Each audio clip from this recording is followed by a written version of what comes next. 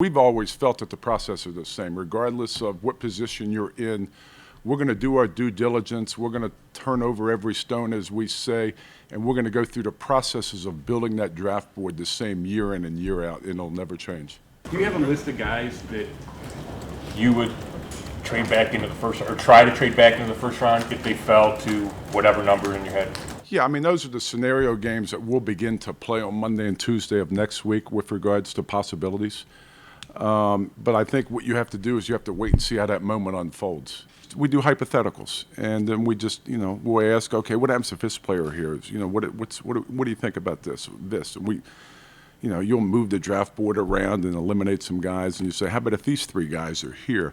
If we had to move up, what do you think it would cost? Little games like that. Do you think that would take? Like, how long does that take to go through so many scenarios? Probably 3 days. The way you unfold it is normally there should be about 165 players on that board. And then you just kind of work through the positioning of those players, and then you have to do what's best for the organization to determine which one is the best player. Biggest areas in this draft?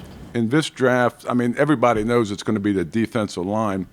That's what everybody's been talking about. And it's true, there is some depth here. But if you look at the wide receiver position, I think there's depth at all fronts on the wide receiver position. I think there's depth at the running back position.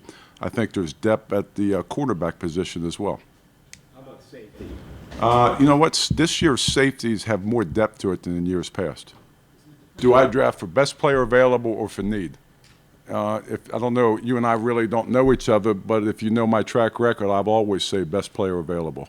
At the end of the day, I'd like all 8 of them to be starters, but reality says that's not going to happen.